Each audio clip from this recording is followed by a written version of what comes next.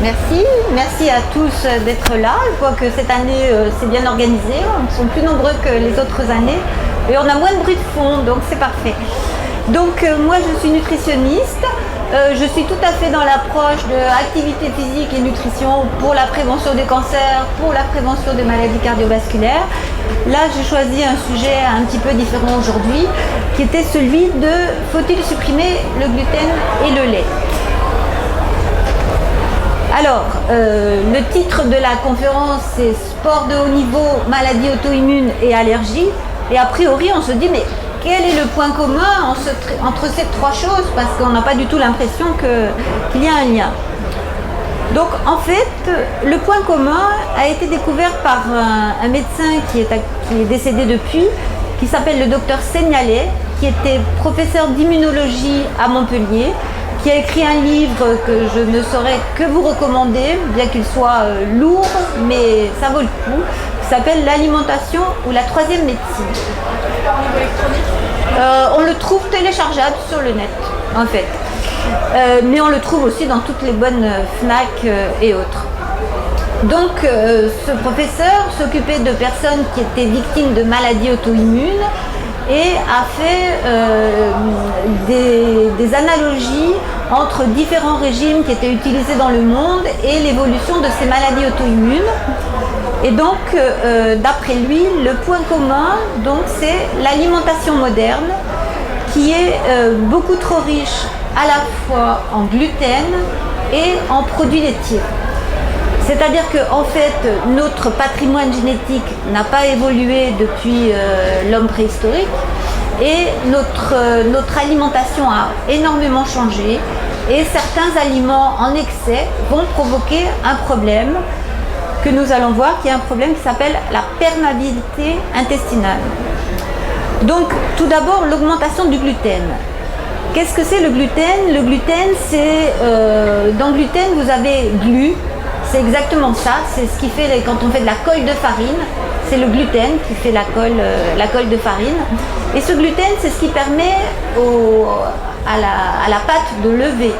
C'est-à-dire qu'une farine, plus il y aura de gluten dedans, plus le pain va lever de manière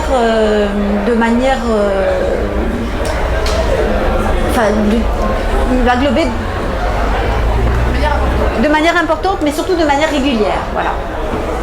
Donc, on a sélectionné des blés qu'on a appelés des blés de force. Et ces blés de force sont des blés qui sont très riches en gluten. Et certains d'entre vous ont peut-être remarqué qu'il y avait une publicité d'un fabricant de hamburgers qui disait « Nos petits pains sont fabriqués avec des blés de force ». Alors vu comme ça, on se dit « Oh là là, mais c'est extraordinaire, des blés de force, ça doit être beaucoup mieux un blé de force ». Non, un blé de force, ça veut dire que c'est un blé qui est riche en gluten et donc pour les personnes qui sont intolérantes, qui va poser beaucoup plus de problèmes. Également toutes les brioches, les choses qui sont vendues de manière industrielle, on a choisi exprès des farines riches en gluten pour avoir des aliments qui soient bien gonflés. Au niveau du lait, alors quand je raconte ça, j'ai l'impression d'être très très vieille. Mais moi, quand j'étais petite, à la maison, il n'y avait pas de frigo. Donc le lait, c'était livré par le laitier. Les yaourts, on n'en mangeait jamais. On mangeait du fromage, par contre. Et actuellement, c'est vrai que grâce à la pasteurisation et au procédé UHT, et au réfrigérateur, bien entendu, la consommation de lait frais, de yaourt a énormément augmenté. Prenez le temps de vous installer si vous voulez, il y a des places.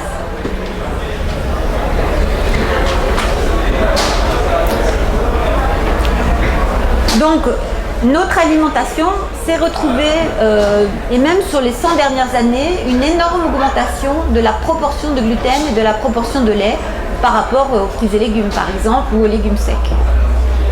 Alors, qu'est-ce que ça va entraîner ? Ça va entraîner un problème qui s'appelle la perméabilité intestinale. C'est quelque chose qu'il faut bien comprendre, donc je vous ai mis des petits dessins pour vous expliquer ça. Donc la première chose, on n'a pas de flèche. Il y a un pointeur.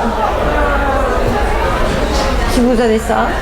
Je pense que c'était l'intervenant précédent. Bon, qu'il avait apporté, j'en ai pas apporté. Donc, un intestin normal, c'est ce qui est dessiné ici. Vous voyez que les cellules sont bien collées les unes à côté des autres et que donc il n'y a pas de possibilité que quelque chose passe entre ces cellules. Donc, pour qu'un aliment soit assimilé, il faut qu'il soit découpé en toutes petites molécules. Ces molécules vont être absorbées dans la cellule intestinale et après vont passer dans le sang. Mais elles ne peuvent pas passer entre deux cellules. Quand il y a donc un excès de gluten et un excès de lait, ça va provoquer donc une perméabilité intestinale. Donc là, vous voyez que la forme des cellules de l'intestin va complètement changer et que donc on va avoir des éléments qui vont pouvoir soit rentrer dans le sang, soit sortir du sang dans l'intestin entre deux cellules. Et c'est ce mécanisme-là qu'on appelle la perméabilité intestinale. Alors, il y a, quand on parle de gluten, il y a différentes choses qui rentrent en jeu et il ne faut pas confondre entre elles.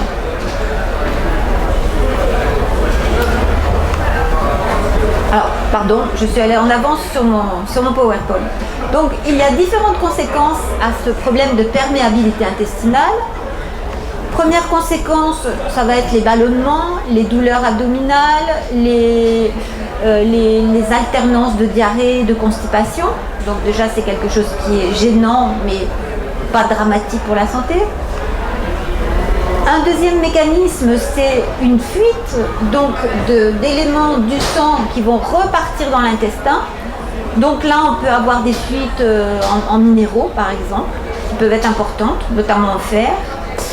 Et on va également avoir la pénétration dans le sang d'éléments qui ne devraient pas y être. Donc ces éléments peuvent être soit des fragments d'aliments qui ne sont pas complètement digérés, soit des fragments de bactéries intestinales.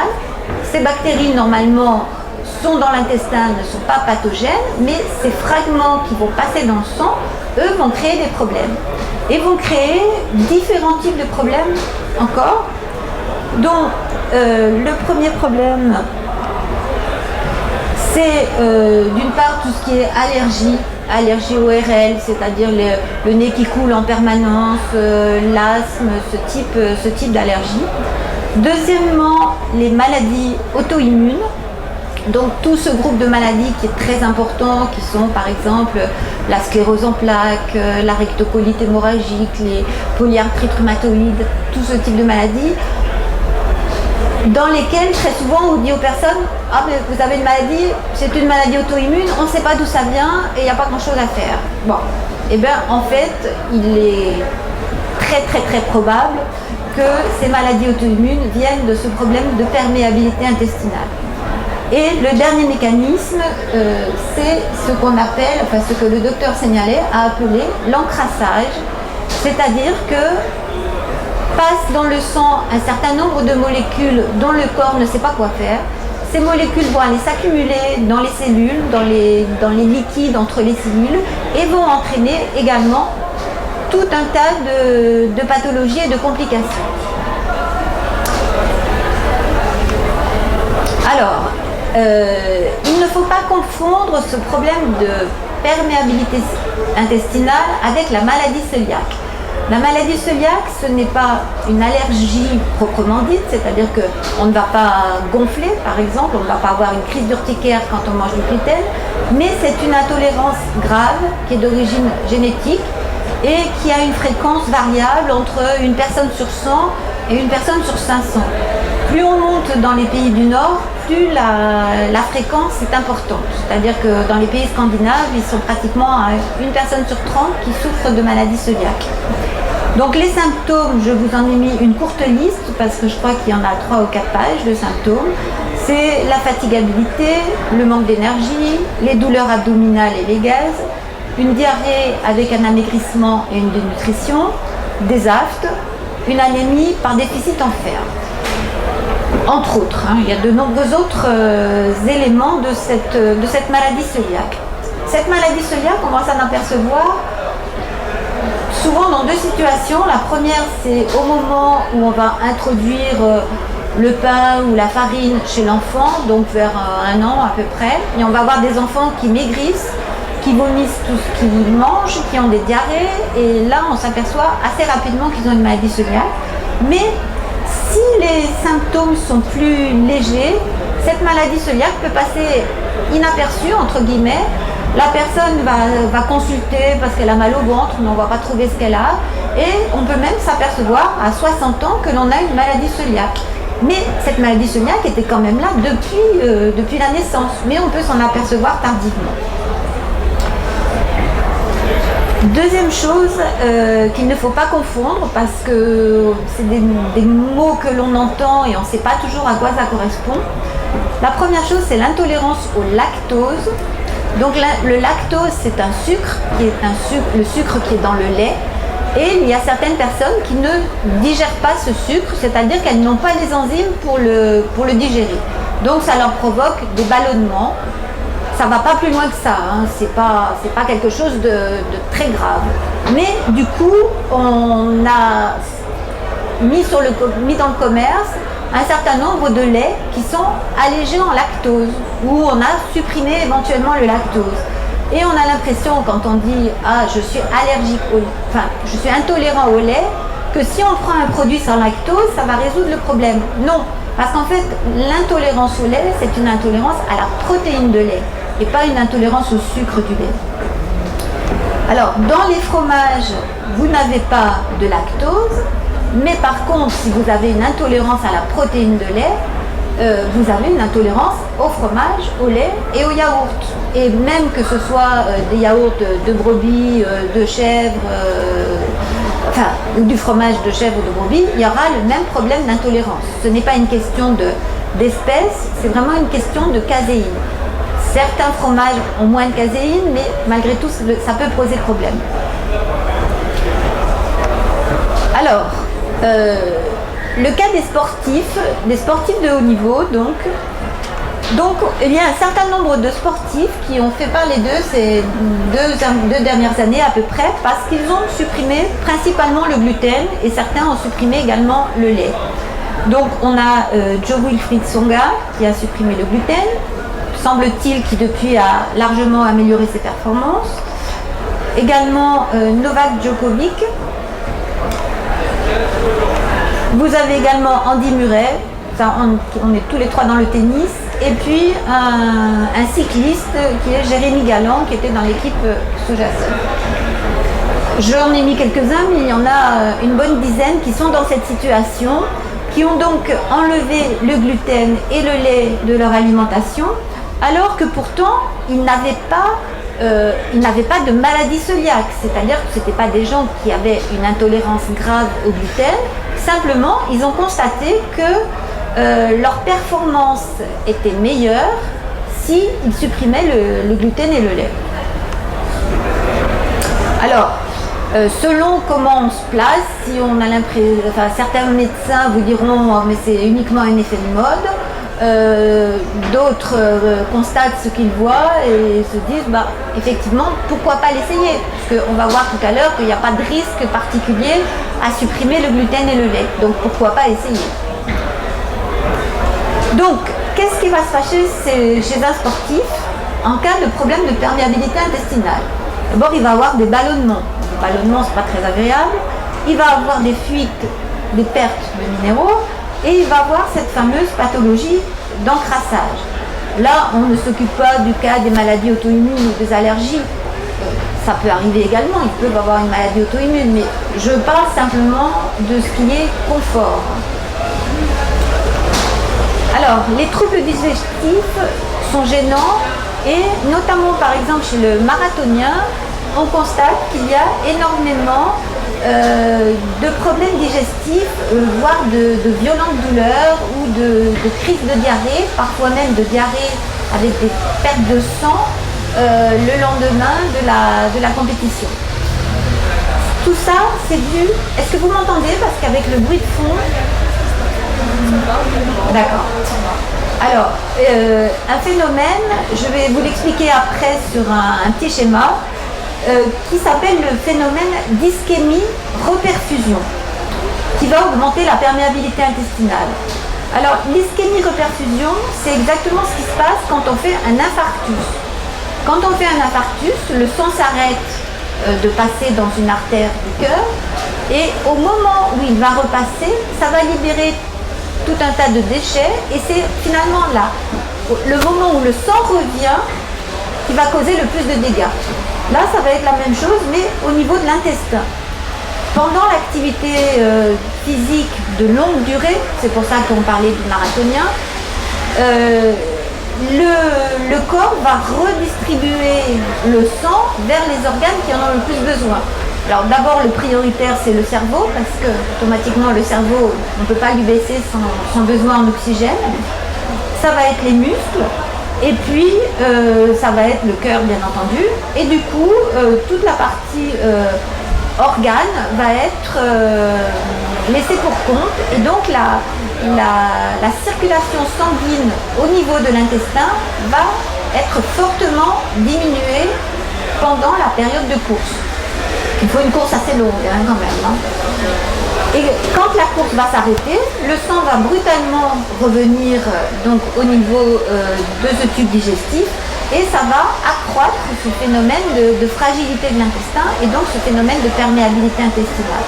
Alors plus on a un intestin qui est en bon état au départ, moins on va ressentir ce mécanisme d'ischémie-reperfusion.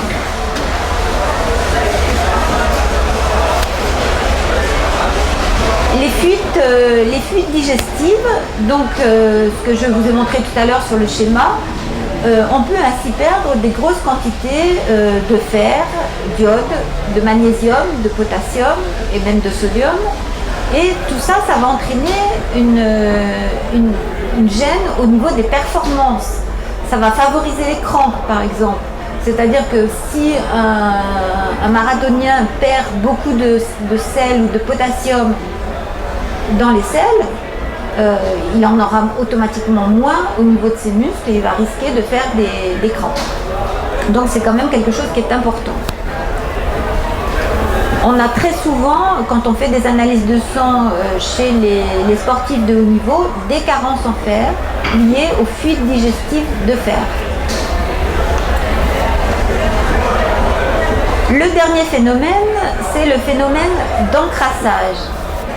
Donc, on a vu tout à l'heure, c'est à peu près la même diapositive, mais j'ai pas les jolies petites photos qui allaient avec, que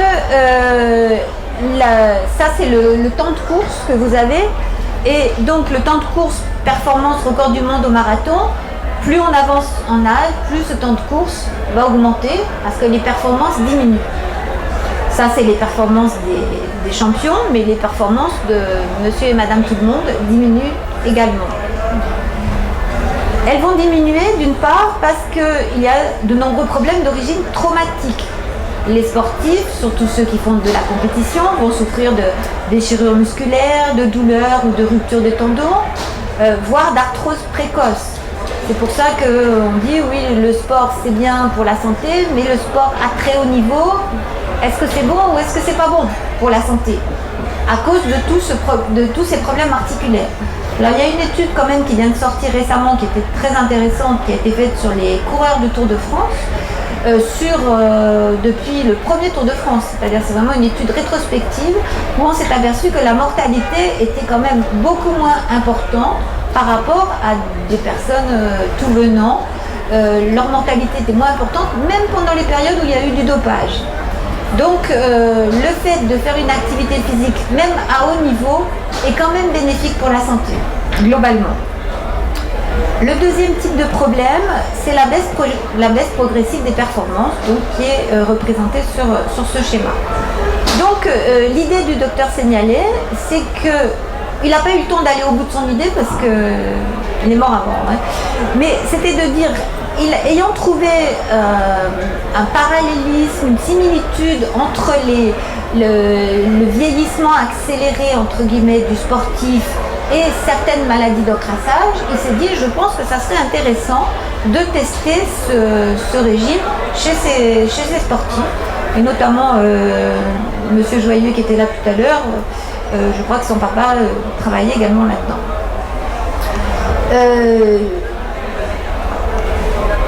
Donc, passage, le nom dit bien ce qu'il veut dire, hein, c'est une accumulation de déchets dans les cellules, que ce soit les cellules du muscle, les cellules du tendon ou les cellules du cartilage. Et donc cette accumulation de déchets va faire que ces cellules se retrouvent fragilisées et que donc le tendon va plus facilement faire une tendinite, que le muscle va plus facilement faire un claquage, qu'il va y avoir plus facilement de l'arthrose au niveau de l'articulation.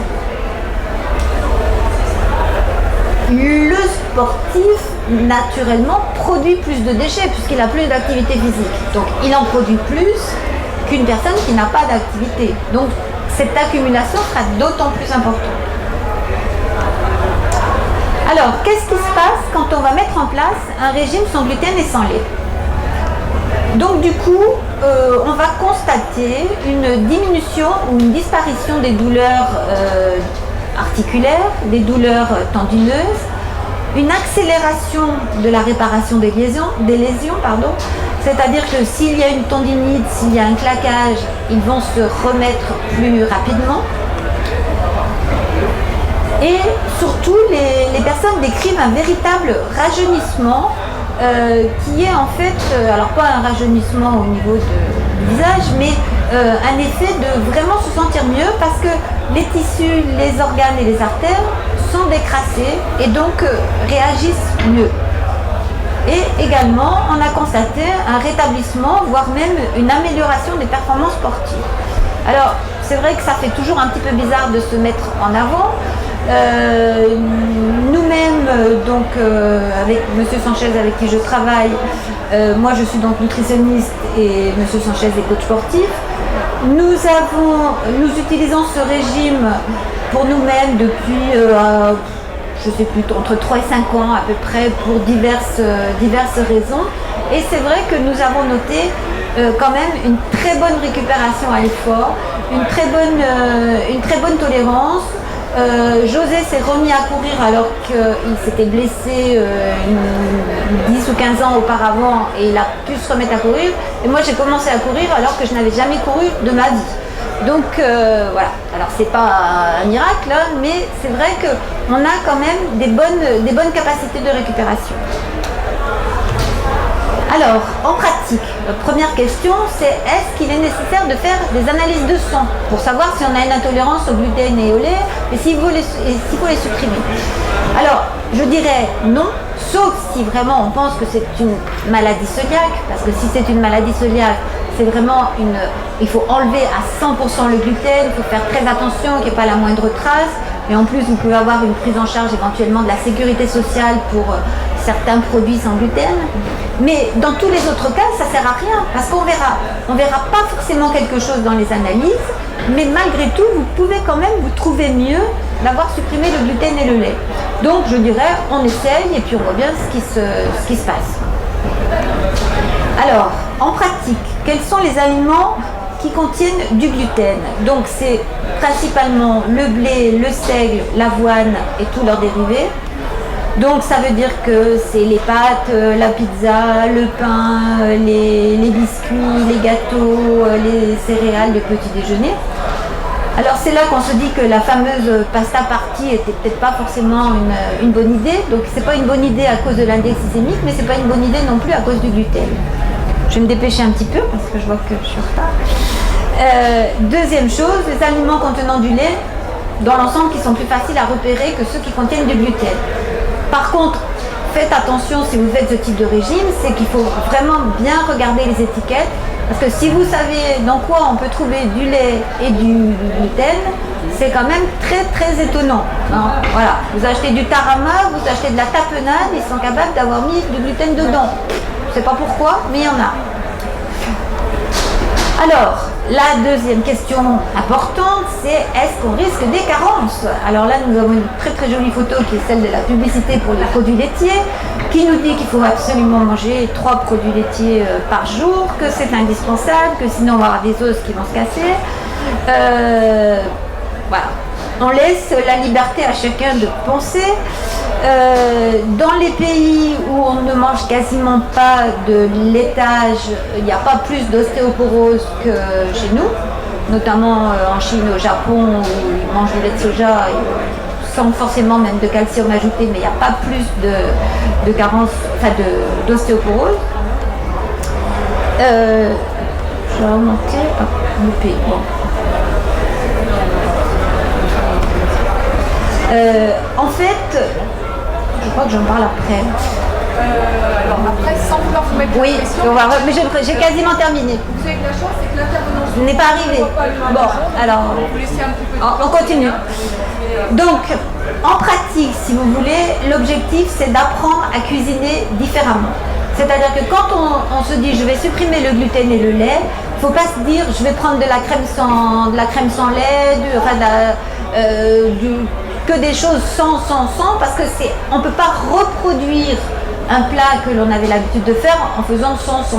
Par contre, il y a plein d'aliments qui sont naturellement sans gluten, comme par exemple tous les légumes secs, également le quinoa, également le riz, et que l'on peut cuisiner sous toutes leurs formes et qui déjà permettent de faire beaucoup de choses. Donc finalement, l'alimentation sans gluten et sans lait, c'est beaucoup plus varié que l'alimentation habituelle où les gens ils vous disent moi tous les jours je mange des pâtes, tous les jours je mange du fast-food.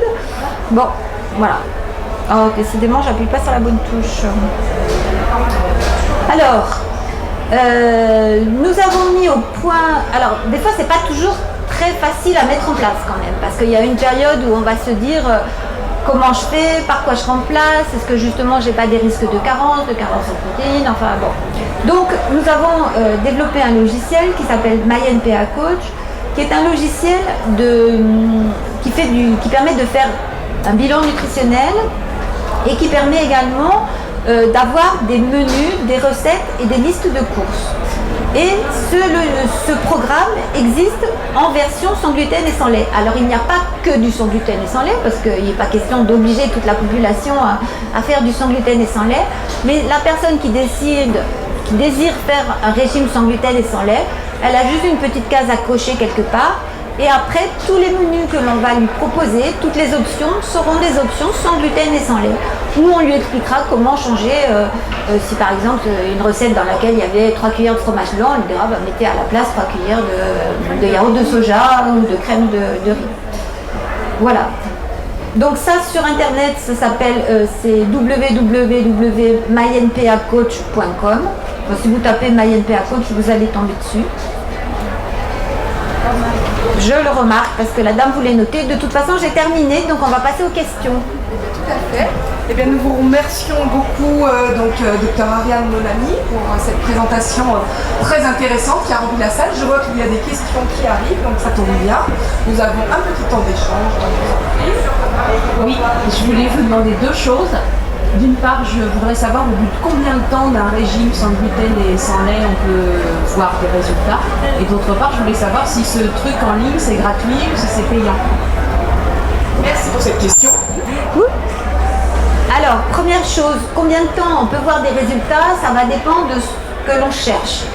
Sur les allergies respiratoires et sur les troubles digestifs, ça peut être en une semaine. Enfin, c'est vraiment très très très rapide. Sur les maladies auto-immunes, ça va dépendre de la gravité de la maladie, de son ancienneté, du type de maladie, et certaines personnes ça peut être en un mois, d'autres ça sera en 3 ans. On ne peut pas vraiment savoir. Sur l'amélioration du sportif, je pense qu'il faut quand même entre au minimum 3 mois, et l'effet va s'accentuer. C'est-à-dire que plus on va continuer son programme nutritionnel, plus on va en ressentir de bénéfices. Comme on l'a expliqué, c'est pas une allergie, c'est-à-dire que si par hasard un jour vous mangez un petit peu de lait ou un petit peu de gluten, vous n'allez pas mourir, vous n'allez pas faire une crise d'allergie. Par contre, souvent le lendemain vous allez avoir mal au ventre, vous allez avoir le nez qui coule, et vous allez dire allez hop, vite je retourne dans mon régime sans gluten et sans lait. La deuxième question, ce n'est pas gratuit, parce que ça coûte très cher à élaborer. Ce n'est pas très cher non plus. Ça coûte, je crois, le prix, c'est 39 € il me semble, ou 29 € pour un mois si on ne prend qu'un mois. Mais vous avez un deuxième mois offert, donc ça vous fait 29 € 2 mois. Si vous prenez pour 6 mois, vous allez avoir en plus 3 mois offerts. et ça vous revient autour de 10 € par mois. Donc c'est quand même très accessible au niveau financier. Il y a également la possibilité, avec ce site internet, je peux également suivre les personnes par téléphone. C'est-à-dire que, en plus du coût, là il y a le coût de l'entretien, mais c'est vrai que ça peut être intéressant parce que dans certains cas, on a besoin de parler de cas spécifiques. Je pense que quelqu'un qui a une maladie auto-immune, par exemple, il a besoin de parler de sa maladie, d'expliquer ses symptômes et d'avoir des fois des questions un peu plus précises. Merci. Avant d'en prendre une autre, juste une question toute futile. NPA, c'est pour... Alors, NPA, c'est Natural Physical Attitude. Donc c'est un terme que nous avons déposé et qui est en fait l'ensemble du programme que nous avons mis en place qui associe activité physique et nutrition. Et donc dans la prévention et la prise en charge d'un certain nombre de problèmes ou de santé et la prévention aussi chez le sportif, la prise en charge du sportif. Donc on a NPA Center, My NPA Coach. Voilà. Non mais comme vous ne l'aviez pas précisé, exactement. Je sais que c'est intéressant. Madame, je vous avais une question. Donc moi, pour ma part, j'ai expérimenté moi-même de diminuer le gluten, les produits laitiers et les produits laitiers. Mais par contre, actuellement, je suis en train de m'intéresser à l'équilibre acido-basique parce que moi, j'ai l'impression que ça ne suffit pas pour régler les problèmes digestifs. Alors, le problème de l'équilibre acido-basique, moi je dirais, il est induit par le programme nutritionnel que l'on fait de nous-mêmes, puisque il est lié à la répartition entre d'une part tout ce qui est les fruits et légumes et les légumineuses qui vont avoir un effet basique, et de l'autre côté, si quasiment tous, et y compris le citron, hein. Même le citron n'est pas acidifiant. Et de l'autre côté, les protéines et les céréales qui, eux, vont avoir un effet acidifiant. Mais si on équilibre le tout, c'est pas du tout incompatible avec le régime sans gluten et sans lait.